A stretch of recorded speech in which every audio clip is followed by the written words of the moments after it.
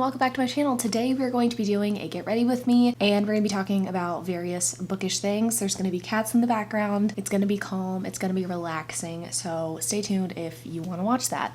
I asked you guys on Twitter what you wanted to see from me and like what you wanted me to talk about during this. I was inspired by Natasha from My Reading is Odd to do this. I just liked how casual and chatty it was. I like these kinds of videos. I like getting to know people's opinions and just getting to know people better. It's also why I've been doing more vlogs recently. I just want my channel to be casual and chill. There's already a million cats in this video, but I asked you guys what you wanted to hear from me. So let's get started with my makeup. I'm actually getting ready because I'm doing my wrap up today.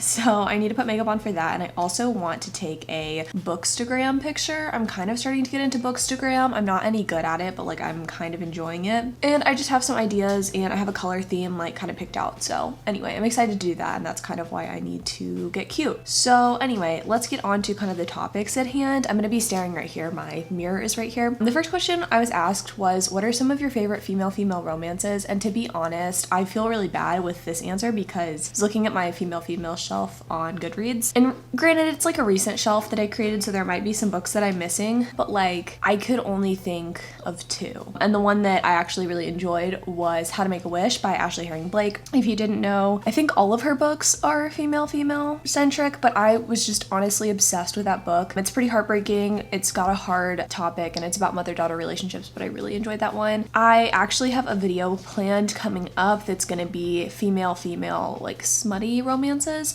because I feel like those never get talked about. We always hear about, you know, male-female or male-male romances, but not enough about female-female, and I know they're out there. I just need to kind of explore. I have a few picked out already for the video idea.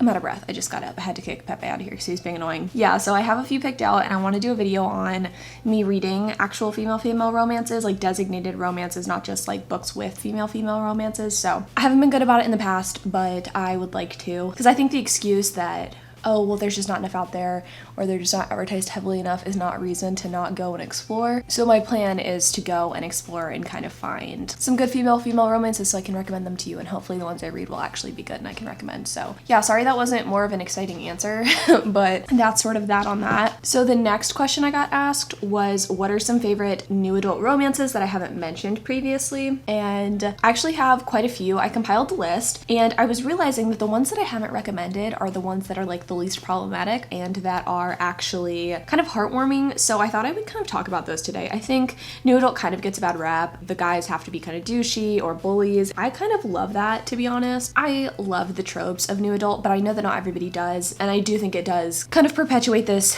myth that all new adult is just problematic and horrible and it all has the same kind of guys. So I actually have a couple recommendations for you guys if you want something that's a little bit less in your face and a little bit more heartwarming. These tend to have, I don't want to say fewer sex scenes, but the sex tends to be more consensual and just better. I don't know. So the recommendations I have for you guys, first one is the Full Tilt series, primarily the first book though, by Emma Scott. It does deal with some hard topics, primarily surrounding like death and illness. So if that's something that like you are trying to stay away from, maybe be aware of that. But I really enjoyed that book, and I actually enjoyed the second book too because it deals with actual grief. I can't really give that much away just simply because that would give away the entire story, but it's really good. It's set in Las Vegas. I don't know, it's very gritty and heartwarming at the same time. Emma Scott's books in general are really good. She is, I believe, an indie published author who I just like cannot get enough of, to be honest. I haven't loved every single one of her books that I've read, but most of them are really excellent and just have such a different quality than most other new adult books. And if you haven't given her books a try, like I would highly recommend it, especially maybe for people who haven't read new adult before or kind of want something just a little bit more like wholesome. All of her characters seem to have their own personalities and things that they like. Chihuly glass, I don't know if you guys know what that is. I'll try to insert a picture right here, is a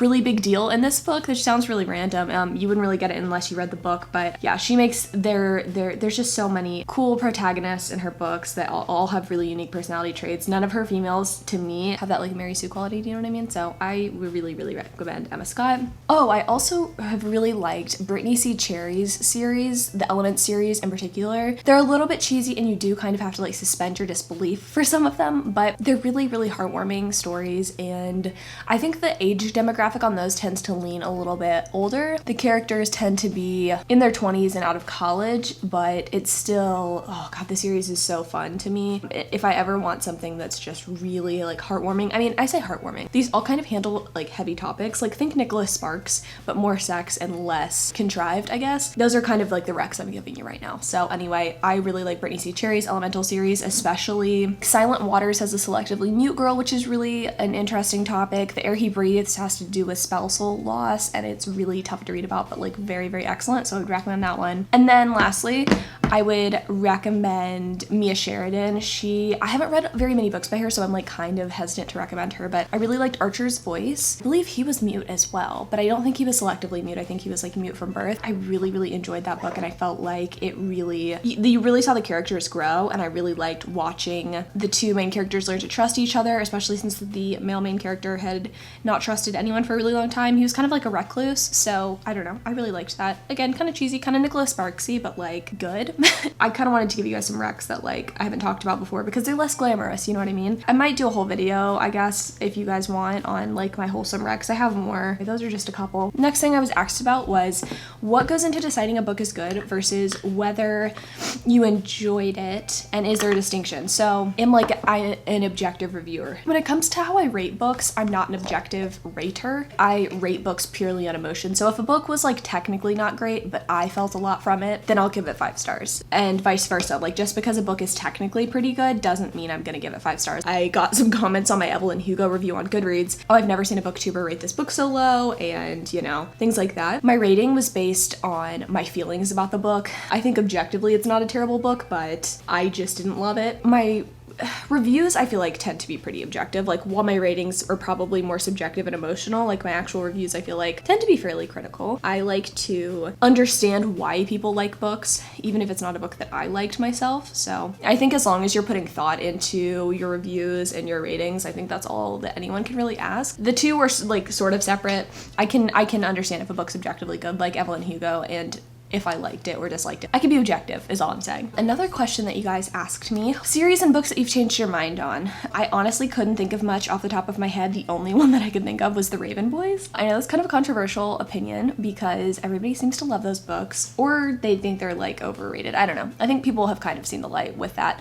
Maggie Stiefvater is sort of problematic, which doesn't help, but I think the issue was I read The Raven Boys kind of late, and it wasn't something that I necessarily like grew up loving. So I read all of the books in college, and my senior year of college is when I read the 4th book. I had been really excited like through the first 3 books, and once I got the 4th book, I was like, my whole opinion on the series has changed just because it's not a good wrap up of the series. I almost wanted to do some sort of review on my channel about the books because that just pisses me off so much that she put so much effort into the first 3 and set up all of these cool and interesting points and mysteries that were going to be solved, and then they just kind of fizzled and weren't really solved very well. So for me, my opinion changed on that series. I can't look at it very objectively since I hated the 4th book so much. So anyway, that's really all I can think of. There's not a whole lot of books that I changed my opinion on. I think some books, like right after reading it, my rating might change up or down a little bit, but I don't think that my opinions on a book like drastically change. This was a question that a couple of people asked, like why trash books still matter. And I think I actually just had a conversation about this with my mom.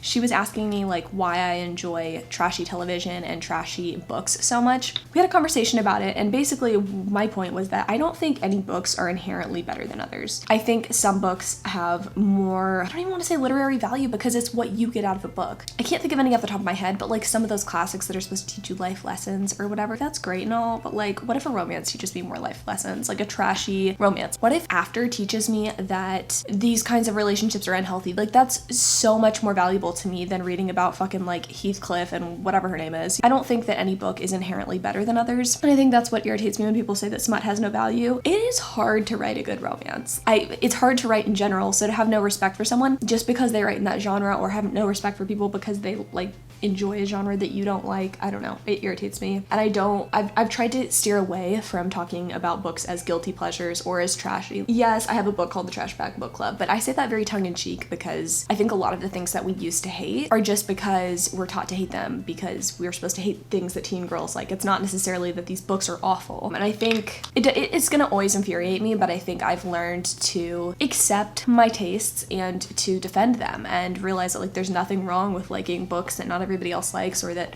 people like demean. I think I've taken it upon myself to defend those. So I don't know if that really answers anyone's question, but for me, I don't think any book is like inherently trashy. I think you kind of have to change your mindset, and I wish more people would, and I wish my mom would. Like, we had that conversation and she didn't necessarily change her mind about it. She was still telling me that like I should read more nonfiction and read more historical fiction, and I was like, I literally just read Evelyn Hugo and hated it, but like, okay, don't be apologetic about your tastes. It doesn't make you any less intelligent either. I was actually saving this fact for whenever I do my mass market romance, like grocery store romance review or whatever. I want to read 5 of those and do like a review on them. But I was reading, I think it's something like 70% of women who read romance are college educated. Facts are facts, people. It's not unintelligent people reading these things. It's just people who hate women that are saying these things are trashy. So I will always stand really hard for things that I like, even if they're deemed trashy. So someone asked why people have issues with big booktubers. So I already did a video on this. It wasn't the theme of the video, but it ended up becoming a theme of the video. I'll put a card up there so you guys can see what I'm talking about, but I don't really want to go into this too much because I feel like I've talked about it multiple times on my channel, especially in that video. But I think the thing is that small booktubers want to be unique in some way,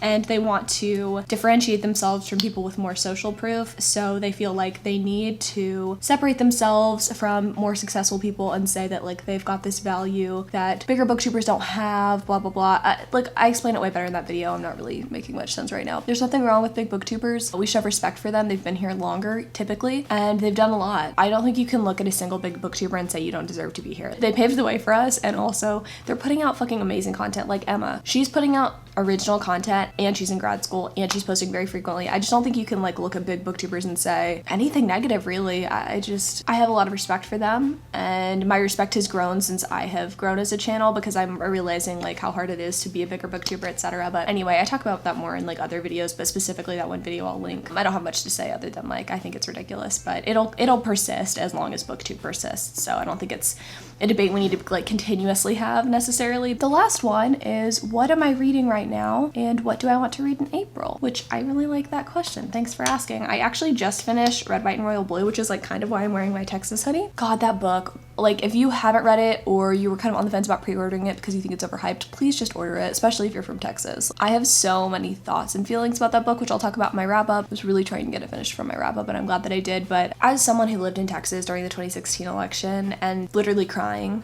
when the results came in, it was so empowering getting to read like a different take on that and like what it would look like if we'd had a female president and like what Texas would look like if Texas turned blue. It was like incredible, honestly, reading that in a book. And then the romance was also really fucking great, so you should definitely give it a try. I am starting Shadow and Bone today because I just got the audiobook. I had it on hold since January because I want to read all of the Grisha trilogy before I pick up King of Scars. So anyway, I have the physical book. I also have the audiobook. Hopefully I can get that done just like in a day or two, like at work or something. I don't know. I should probably like work at work, but you know. And then I'm reading a couple of things. I say that like, so basically the way it works is I have one book that I'm like really actively reading, and then if I get bored I have like 5 or 10 other books that I'm reading. I'm also reading Don't Date Rosa Santos. I'm really enjoying it. It's just kind of not what I'm in the mood for right now. I'm really in a fantasy mood. My April TBR is mostly going to consist of fantasy books, which is weird for me because I haven't read fantasy in a really long time, but after reading Furyborn this month and A Curse of Dark and Lonely, I'm just like inspired to read more fantasy, so I'm going to continue to do that, which should be exciting. I think I'm overdoing my brows, but it's cool. Hi, you want to say hi? Yeah, so more fantasy this month. Books that I'm for sure gonna read: Descendant of the Crane, because that comes out on April 2nd. I have a galley of that. I need to read it really bad. Sorry, I keep saying galley. I mean ARC. Like, a galley is, I believe, just a digital ARC. So Descendant of the Crane, definitely. I really want to read The Bear and the Nightingale because one of my best friends from Goodreads keeps talking about it. I'm intrigued. What else? I have so many books I'm trying to read. Shadow and Bone. I have to read After by Anna Todd. I actually am really excited. I just ordered a vlogging camera. This is like my DSLR that I'm filming on right now, but I ordered a vlogging camera because came into some money. That sounds weird. I got a bonus from work, and so I'm spending it on my YouTube channel, of course. But anyway, I got a vlogging camera, and I think that'll make my vlogging a little bit more seamless. My issue lately has been that I don't want to carry this big clunker with me, but then I won't be able to film on the go very easily, and I don't want to use my iPhone because even though it's an iPhone 10, the quality just is not the same as a camera, so I wanted something portable, something that like I could truly vlog on. Like, I was just watching Lala's vlog yesterday for Buzzwordathon. I'll link that in the description because her vlogs are just excellent, but her quality quality is awesome, and I want my vlogs to kind of be more like that, like more slice of life, and like be able to take you guys around as I'm doing things. So I'm waiting to read after because I want to be able to do it with my new vlogging camera. That'll be fun, and I think I'm gonna do a lot more vlogs and stuff anyway this month. Hopefully I'm gonna be able to fit in one of my I read 5 books sort of videos. I say that as if it's like a thing on my channel yet. It's actually not, but it's going to be. I can't decide if I want to do mass market romance paperback one or if I want to do my 5 female romance one. So put in the comments down below like which you guys would prefer, because I would like to fit in one of those videos this month because it's something that I've been thinking about doing and I just like need to get on it. So that is a thing that I'm doing. And then I don't have my favorite lip gloss up here, so this is like kind of hard. This is sort of unrelated, and I guess we can end the vlog on this note, but I have been kind of like, I don't know, just kind of all over the place with my endeavors. Like I had planned on doing 3 different podcasts, but I'm actually going to be revamping one of my podcasts instead, which is going to be really fun, and I'm really excited about it. Basically, I'll just tell you guys here, just, you know, between us gals and friends and non-binary people, that I'm going to be revamping the Dumb Bitch Book Club. I just thought I'd throw that in here. My boyfriend had the lovely idea of us doing kind of a series of videos where I like make him read a book and we talk about it, and I was like, okay, we're kind of already doing that. We could also do it better. My goal for the Dumb Bitch Book Club at the very beginning was to make it something where like everybody could